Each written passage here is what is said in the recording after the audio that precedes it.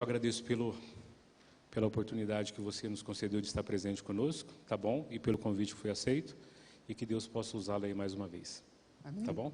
Eu que agradeço o convite, Isaac, que Deus possa falar conosco nesse momento. Convido a igreja a fechar seus olhos, manter sua reverência.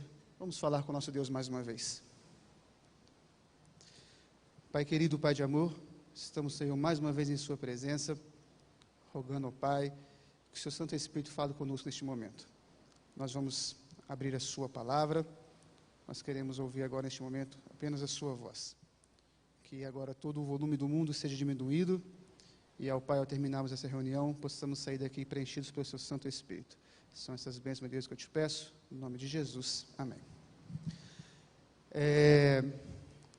Para quem não me conhece, meu nome é Fábio, sou lá da igreja de Santa Cruz. É um prazer estar aqui com os irmãos para meditarmos na palavra do Senhor, para ouvirmos a voz de Deus, ouvirmos o que Deus tem preparado para nós essa noite. Abra sua Bíblia comigo no livro de Salmos, capítulo 144.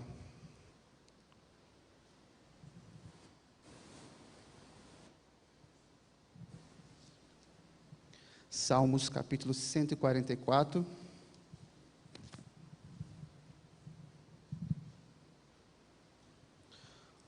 O verso é o verso 4.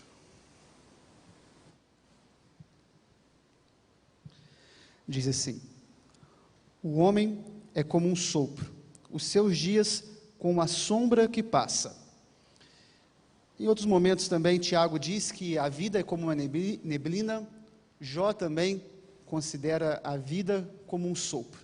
E é interessante, não sei se você já parou para pensar nessa analogia, o que é um sopro, né? Um sopro é algo muito simples. Acabou. Isso é um sopro.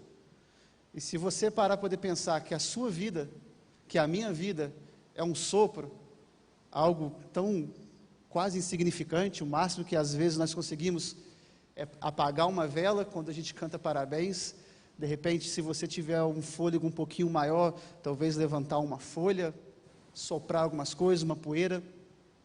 É muito frágil um sopro e muito rápido. E assim, a nossa vida é comparada na palavra de Deus.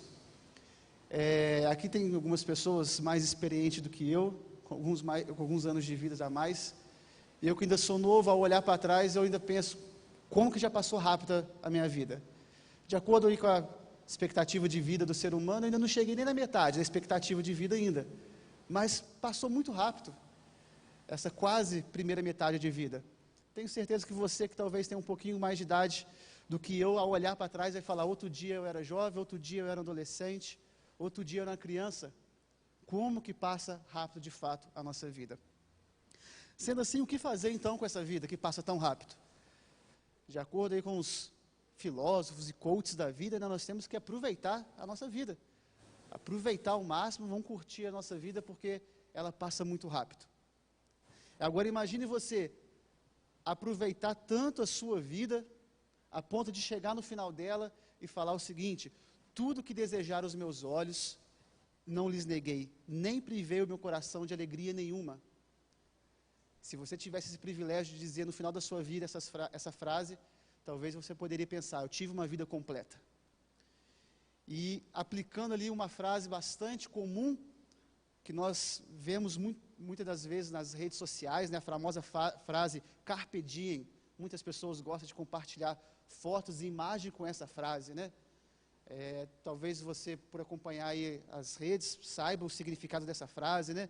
Que significa colha o dia, né? Ou aproveita o dia ao máximo. Essa frase ela foi escrita mais ou menos na época de Jesus, por um poeta chamado Horácio. Uma poesia que ele fez para os soldados do exército romano, que ao sair para trabalhar, eles não sabiam se iria voltar para casa. Então, depois de um poema bem extenso, ele termina com essa frase, Carpe Diem, e continua dizendo, né, em português, mais ou menos algo no sentido, espere e confie o mínimo possível no amanhã. Então, aproveite o dia de hoje, colhe o máximo do dia de hoje, e espere o mínimo possível do dia de amanhã. E muitas das vezes nós pegamos essa frase e começamos a colocar em prática na nossa vida, para aproveitar o máximo sem pensar nas consequências. E muitas das vezes fazemos escolhas erradas, porque nós estamos querendo, entre aspas, aí, né, curtir a vida. Minha vida é muito curta, passa muito rápido. A palavra do Senhor diz que a vida é como um sopro. Então, vou aproveitar o dia, vou colher o máximo, fazer o que eu não sei o que vai ser de mim amanhã. E assim, nós começamos a atender alguns desejos da nossa vida, sem pensar de fato no dia de amanhã. E assim, queremos uma vida que aos nossos olhos seja completa, onde tudo que a gente teve vontade de fazer ou tem vontade de fazer, nós vamos lá e fazemos. Se eu tenho vontade de comprar isso, eu compro. Se eu tenho vontade de ir tal lugar, eu vou. Se eu tenho vontade de fazer isso, eu faço. E é muito pregado que se você fizer assim, você terá uma vida boa, você atendeu os seus desejos do seu coração, e assim você será feliz, né? Mas na palavra de Deus apresenta um personagem que disse essa frase, né? Tudo quanto desejaram os meus olhos, não lhes neguei, nem privei o coração de alegria alguma. Talvez você conheça o autor dessa frase, né? É um pouquinho na vida de Salomão que nós vamos meditar essa noite. Abra sua Bíblia comigo agora no livro de 1 Reis, capítulo 3. Um pouquinho ali do início do reinado de Salomão. Salomão ali, o terceiro rei da nação de Israel, né? Ele assume após Davi, seu pai, falecer. E o início da história de Salomão é bastante conhecido de todos nós. Abre aí então o capítulo 3 de 1 Reis. Ele estava ali agora, né, em Gibeão, onde ele iria oferecer alguns sacrifícios a Deus, né, prestar culto a Deus. E numa noite, Deus aparece para Gideão. Capítulo 3, vamos ler o versículo 7 até o 9. Diz assim: Agora, pois, ó Senhor, meu Deus, Tu fizeste reinar teu servo em lugar de Davi, meu pai. Não passo de uma criança, não sei como conduzir-me.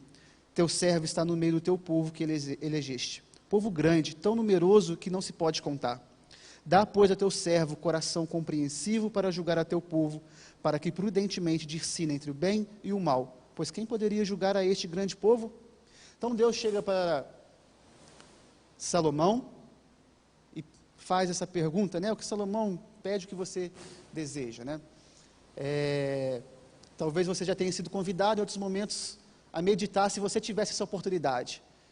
Se Deus virasse para você, ou quem sabe o famoso gênio da lâmpada virasse para você e falasse: peça o que você quiser, que seu pedido vai ser atendido. O que você pediria? Salomão, ele já demonstrou aqui alguns traços de sabedoria ao pedir mais sabedoria, né? E interessante que ele pediu sabedoria para discernir entre o bem e o mal. Talvez essa seja a maior necessidade no dia de hoje.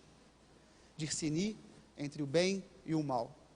Cada dia mais Satanás tem misturado um pouco de mal no meio daquilo que é bom. Mentira no meio daquilo que é verdade. E precisamos de muita sabedoria para discernir entre aquilo que é bom e aquilo que é mal. E Deus fica feliz ali com o pedido de Salomão, continuando aí, depois você pode ler com calma, ou você conhece a história. Deus diz: já que você pediste bem, eu vou te conceder ainda mais, além daquilo que você pediu. E logo, ao terminar esse encontro de Salomão com Deus, não se fala quanto tempo passa, mas entra em cena ali uma história bastante conhecida, onde já coloca à prova a sabedoria de Salomão, né? Uma história bastante conhecida também, onde duas mulheres, cada uma teve um filho, né? Elas moravam juntas, você conhece a história. Uma, ao dormir, se deitou por cima de seu filho, veio a sufocá-lo e ele veio a morrer. Ao amanhecer, ela faz a troca dos filhos, né? A outra mãe reconhece que os filhos foi trocado, vê que o filho dela verdadeiro, que estava vivo, estava agora com a mãe que sufocou o filho. Elas vão até Salomão e pede que Salomão julgue a causa delas, e Salomão tem aquela saída ali, no mínimo criativa, né, de Salomão, ao pedir que se parta ali a criança ao meio. Uma mãe, por amar o seu filho, jamais iria querer ver o seu filho morto. Então a mãe verdadeira fala: não mate, fique você com ele. Salomão reconhece aquela mãe como a mãe verdadeira, né? Ao terminar esse julgamento, leia aí o último versículo comigo do capítulo 3 de 1 Reis, capítulo 3, o verso 28. Diz assim: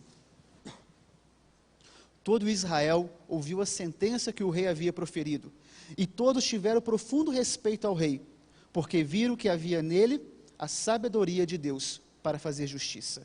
Então, após aquela sentença, o povo já começou agora a respeitar mais a Salomão. Viu que nele tinha a sabedoria de Deus, né?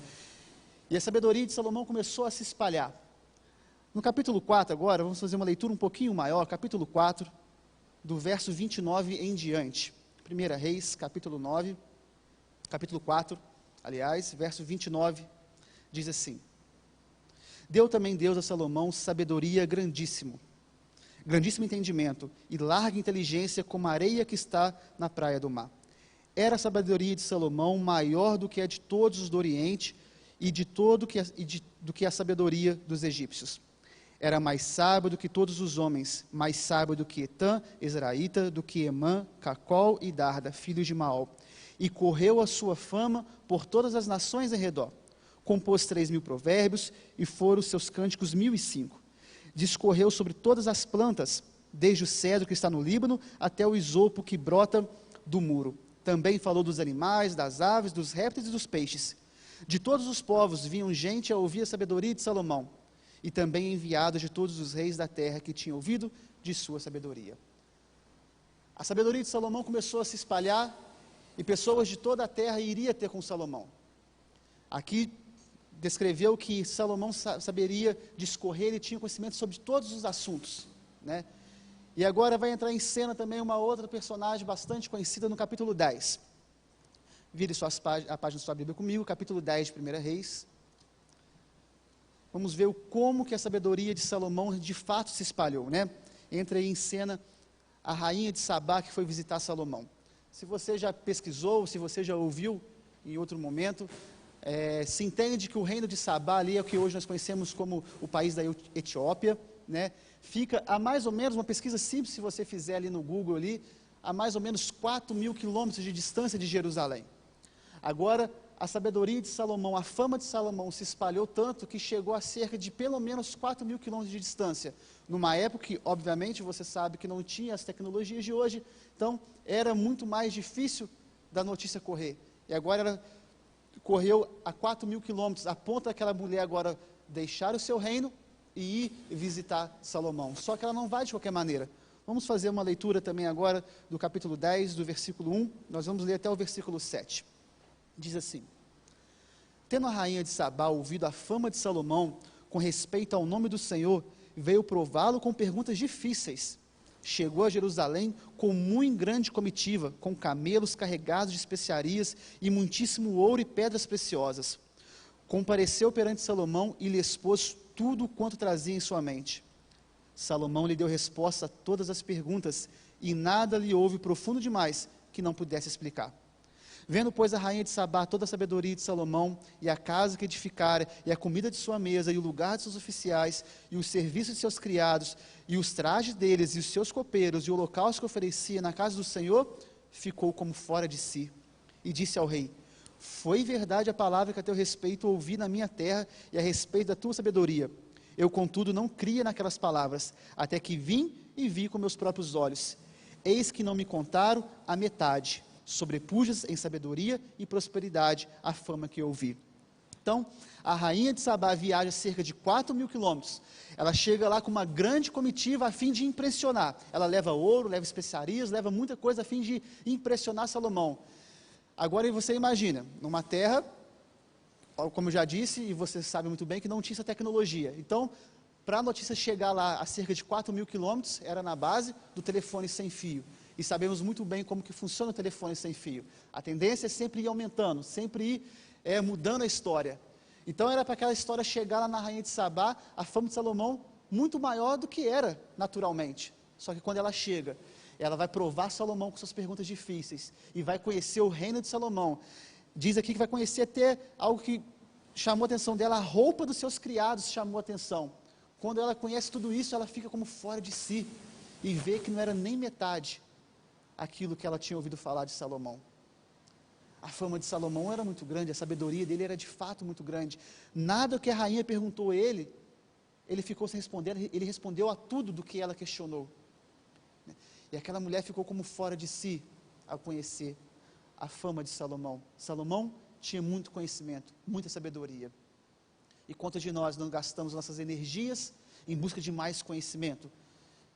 Em querer conhecer e aprender muitas coisas, e dedica a vida toda em buscar conhecimento e aprendizado. E há uma frase bastante conhecida por aí que diz que conhecimento é poder. Se você tem muito conhecimento, você tem poder. E isso também é uma realidade na vida de Salomão. Volte comigo ali no capítulo 4. 1 Reis, capítulo 4.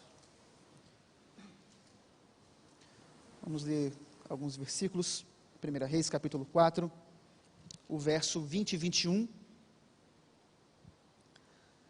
Diz assim: Eram, pois, os de Judá e Israel muitos, numerosos, como a areia que está ao pé do mar. Comiam, bebiam e se alegravam. Dominava Salomão sobre todos os reinos, desde Eufrates até a terra dos filisteus, até a fronteira do Egito, os quais pagavam tributo e serviram a Salomão todos os dias da sua vida. Agora o versículo 24 e 25. Porque dominava sobre toda a região e sobre todos os reis aquém de Eufrates, desde Tifsa até Gaza, e tinha paz por todo o derredor. Judá e Israel habitavam confiados, cada um debaixo de sua videira e debaixo de sua figueira, desde Dan até Berseba, todos os dias de Salomão. Essa aqui é uma pequena descrição do tamanho do reino de Salomão. Salomão não dominava apenas sobre Israel, dominava sobre os países vizinhos também.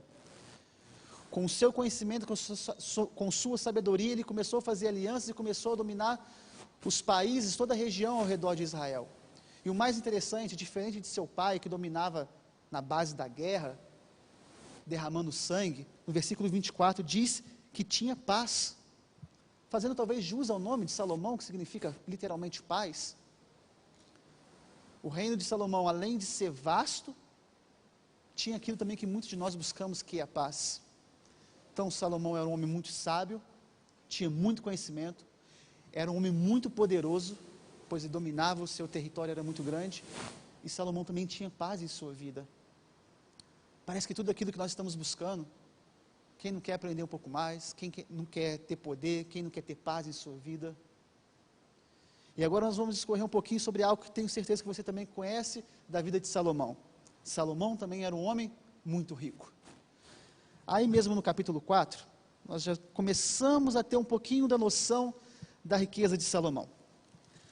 O versículo 22 diz assim: Era, pois, o provimento diário de Salomão 30 coros de flor de farinha e 60 coros de farinha, 10 bois cevados, 20 bois de pastos e 100 carneiros, afora os veados, as gazelas, os corços e aves cevadas. Isso o provimento diário. Tá? Versículo 26. Tinha também Salomão 40.000 cavalos em estrebarias para os seus carros e 12.000 cavaleiros. 40.000 cavalos, eu não tenho nem noção do que imaginar do que é 40.000 cavalos. E isso em suas estrebarias, isso era para ele, a serviço dele, a disposição dele. 40.000 cavalos. Mas, para tentar entender um pouco mais, vamos lá no capítulo 10 de novo. Os próximos capítulos ali, se você quiser ler com calma, é a descrição de como foi o templo que Salomão edificou, né? Sabemos muito bem que Davi queria edificar o templo, você conhece a história, Deus não deixou porque ele tinha muito sangue em suas mãos. Salomão então edifica o templo, um templo magnífico, um templo que era para ser dedicado ao Senhor, mas tamanha foi a obra de Salomão que passou a ser conhecido como Templo de Salomão, né?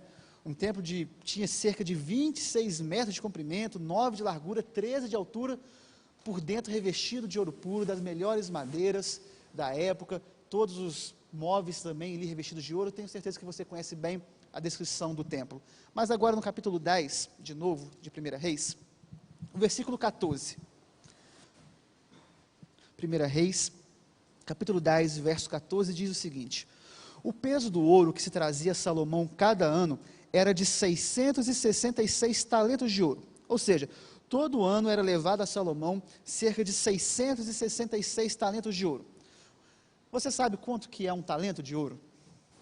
Se você ler, na maioria das Bíblias, tem lá no final, na parte de concordância, ali também algumas informações, vai nos informar que um talento tem mais ou menos 34,2 kg.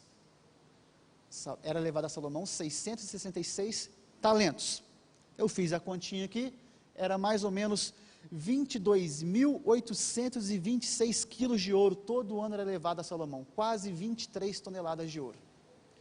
Para a gente tentar compreender um pouco, eu não sei se você consegue compreender esses valores, eu pelo menos eu não consigo.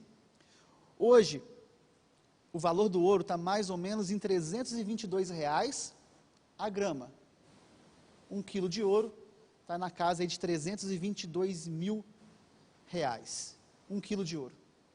Você multiplica esse valor aí por 22.825 quilos, você vai chegar ao valor, se fosse transformado nos dias de hoje, que era levado a Salomão. Não sei se você tem a curiosidade de fazer a conta, eu pelo menos eu tive a curiosidade de fazer a conta. É aproximadamente 7 trilhões, 760 bilhões, 500 milhões e 300 mil reais. Seria mais ou menos hoje a 16ª, 15ª economia mundial. Para você tentar entender um pouco mais, eu fiz uma conta um pouquinho mais reduzida, é o equivalente a mais ou menos 246 mil reais por segundo. Era o que era levado a Salomão todos os anos, 246 mil reais por segundo. Eu não sei se você tem noção do que é isso em dinheiro, eu não sei, porque num dia vai dar alguns milhões, que é algo que eu acho que provavelmente eu nunca vou ganhar na minha vida, talvez nem o que ele ganhava por segundo eu vou ganhar em toda a minha vida. Era o que era levado a Salomão todos os anos.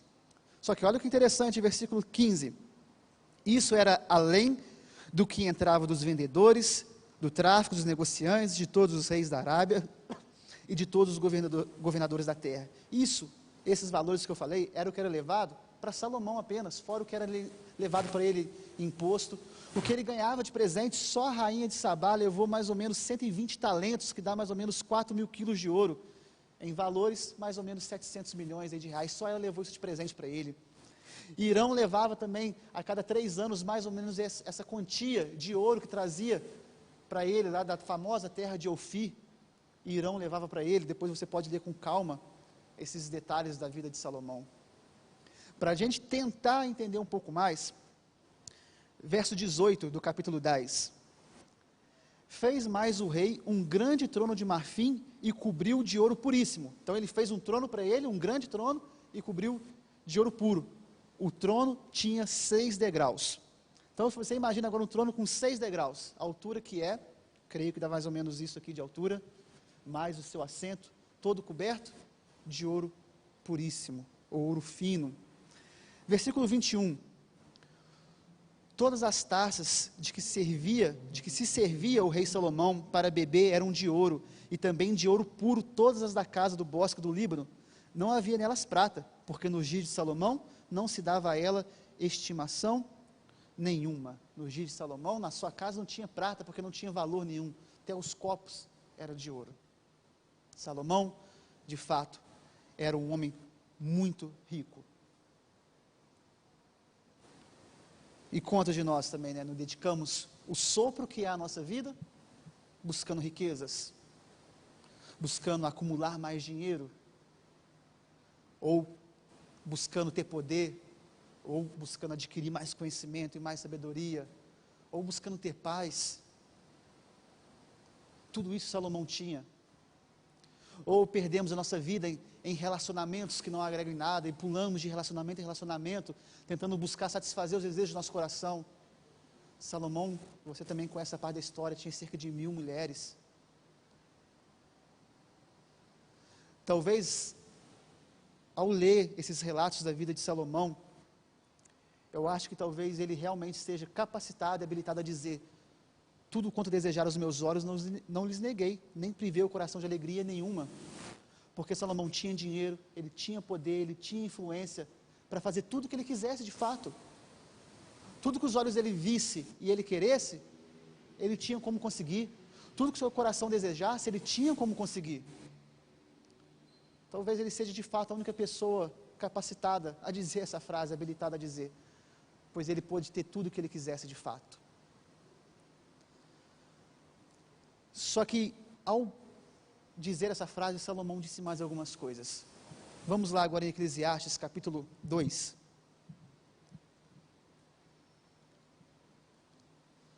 Eclesiastes,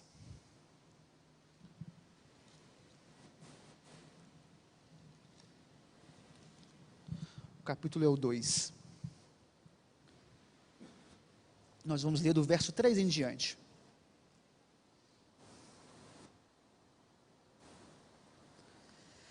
Resolvi no meu coração dar-me ao vinho, regendo-me contudo pela sabedoria, e entregar-me à loucura, até ver o que melhor seria que fizesse os filhos dos homens debaixo do céu durante os poucos dias de sua vida. Empreendi grandes obras, edifiquei para mim casas, plantei para mim vinhas, fiz jardins e pomares para mim, e nestes plantei árvores frutíferas de toda espécie. Fiz para mim açudes para regar com eles o bosque em que reverenciam as árvores. Comprei servos e tive servos nascidos em casa. Também possuí bois e ovelhas, mais do que possuíram todos os que antes de mim viveram em Jerusalém. Amontoei também para mim prata e ouro, e tesouros de reis e de províncias. Provi-me de cantores e das delícias dos filhos dos homens, mulheres e mulheres. Engrandeci-me e sobrepujei a todos que viveram antes de mim em Jerusalém. Perseverou também comigo a minha sabedoria. Agora vem a frase. Tudo quanto desejaram os meus olhos, não lhes neguei, nem privei o coração de alegria alguma, pois eu me alegrava com todas as minhas fadigas, e isso era a recompensa de todas elas. Versículo 11. Considerei todas as obras que fizeram as minhas mãos, como também o trabalho que eu com fadigas havia feito, e eis que tudo era vaidade e correr atrás do vento, e nenhum proveito havia debaixo do sol. Salomão então começa agora a descrever, fiz isso para mim, busquei isso para mim, conquistei isso para mim, tentei buscar esses prazeres, tentei me satisfazer com isso, me satisfazer com aquilo, e no final ele começa dizendo que tudo isso era fadiga, e a frase que todos nós conhecemos era correr atrás do vento. Salomão, ele teve tudo o que este mundo poderia oferecer em sua época. E ao final da sua vida, ele concluiu que tudo aquilo era correr atrás do vento. Mas por que era correr atrás do vento? Porque tudo nessa vida passa. A nossa vida é como um sopro. Mas o que Deus tem preparado para nós é eterno. Não tem fim. E até quando nós vamos continuar gastando a nossa energia, o nosso tempo, buscando aquilo que passa, buscando aquilo que acaba, buscando aquilo que o resultado é apenas fadiga, como ele disse? Até quando nós vamos gastar o nosso tempo, a nossa energia, a nossa saúde, correndo atrás do vento? Tenho certeza que você já ouviu, você é inteligente o suficiente para saber que você ter sabedoria, buscar conhecimento, buscar crescer na vida, não é pecado. Que você ter recursos financeiros não é pecado. Tenho certeza que você sabe muito bem disso. Mas será que isso é prioridade na sua vida? Quando você acorda pela manhã, o que tem te motivado? É adquirir mais coisas? É agregar mais coisas para a sua vida? É pular de relacionamento em relacionamento? É buscar poder pisando nas pessoas? O que tem te motivado a agir? Quando você, aquela frase que talvez te faça em entrevistas de emprego, né? Quando você se imagina daqui a 10 anos, como você se imagina? No emprego estável, com uma família estável, uma vida tranquila, com posses. Ou você se imagina de repente trabalhando para Deus, levando almas aos pés de Cristo, aprofundando mais no conhecimento da palavra de Deus, servindo a Deus? O que tem motivado a sua vida? Porque chegar aqui um pregador, um pastor e falar assim, irmãos, nós temos que ter Jesus em primeiro lugar. Quantos aqui querem ter Jesus em primeiro lugar? Levante a mão. Todos nós vamos levantar a mão. Mas e aí, quando eu saio da porta para fora? O que de fato tem motivado a minha vida? Concordar com o que o pregador fala aqui é muito fácil. Todos nós concordamos, levantamos a mão, se pedir para vir à frente, nós viemos à frente. Mas e lá na nossa vida? O que de fato está motivando o nosso agir? O que de fato nos tira da cama para trabalhar, para sair de casa, para cuidar da nossa família? Você está buscando, de repente, uma vida mais confortável para seus filhos aqui nessa terra? Ou está buscando caminhá-los para as mansões celestiais? Você está buscando conforto aqui nessa terra, conhecimento, poder? ou você está caminhando rumo a Canaã celestial? Um verso bastante conhecido está lá em Mateus 6,33, busque, pois, em primeiro lugar o reino de Deus e a sua justiça, e as demais coisas serão acrescentadas. Ah, mas a vida é um sopro, eu tenho que curtir a vida passa muito rápido. Quer aproveitar essa vida? Eclesiastes ainda, capítulo 11, Salomão te dá um conselho. Eclesiastes, capítulo 11, estamos partindo para o encerramento. E o verso é o 9. Ele dirige primeiramente aos jovens, mas isso se aplica a cada um de nós. Eclesiastes capítulo 11, verso 9. Ele nos dá 2 conselhos em apenas um verso. Diz assim: Alegra-te, jovem, na tua juventude, e recreia-se o teu coração nos dias da tua mocidade. Anda pelos caminhos que satisfaçam o teu coração e agrada aos teus olhos. Então ele diz: jovem, anda naquilo, faz aquilo que agrada o seu coração. Anda pelos caminhos que satisfazem o seu coração. Quer fazer, faz. É isso que te agrada? Vai lá e faz. Você quer fazer isso, faz. Você quer buscar isso, vai e busca. Aproveita a vida, vai lá, curte a vida. A frase bastante conhecida: carpe diem, colha a vida, colha o dia o máximo possível. Faça tudo aquilo que você tem vontade de fazer. É isso que Salomão está dizendo para nós aqui. É o primeiro conselho que ele nos dá. Segundo conselho no finalzinho do verso: sabe, porém, que de todas essas coisas Deus te pedirá contas. Quer fazer, quer buscar, quer agir, vai e faça. Satisfaça os desejos do seu coração. Mas sabe, porém, de uma coisa: Deus vai te pedir conta de todas essas coisas. Mais uma vez eu te pergunto: o que está ocupando o primeiro lugar em sua vida? O que está motivando a sua vida? É satisfazer os desejos do seu coração? Beleza, vai e busque. Mas sabe, porém, que de todas essas coisas Deus vai te pedir contas. Lá no livro de Marcos, capítulo 8, versículo 36, Jesus disse: que proveito tem um homem ganhar o mundo e perder a sua alma? Que proveito tem você ser a pessoa mais rica deste mundo, mais poderosa desse mundo, ter toda a paz que esse mundo te oferece, ter muitos relacionamentos? De que proveito tem, se no final você não for salvo? A história de Salomão está na Bíblia para nos dar diversos exemplos, diversos conselhos. Nós dá para fazer uma semana de oração só sobre a vida de Salomão. O Espírito de Profecia diz também que Salomão se arrependeu no final de sua vida. Mas nós não precisamos esperar chegar no final da nossa vida para nos arrepender daquilo que nós fazemos. Até porque depois de uma vida de erros, teve consequências no reino de Israel. Se você estudou a lição essa semana que passou, lá em Deuteronômio, ou melhor, faz uma citação do livro de Efésios, na lição, que diz que com Deus não se brinca, de Deus não se zomba. Tudo aquilo que a gente planta, a gente colhe. Tudo que a gente faz tem consequências. Na vida de Salomão também teve as consequências. O reino de Israel depois dividiu. Você também conhece essa parte da história. Para que esperar chegar no final da vida? Ao enfrentar as consequências, para nos arrepender. Afinal, até quando vai a nossa vida? Nós não sabemos quando ela vai terminar.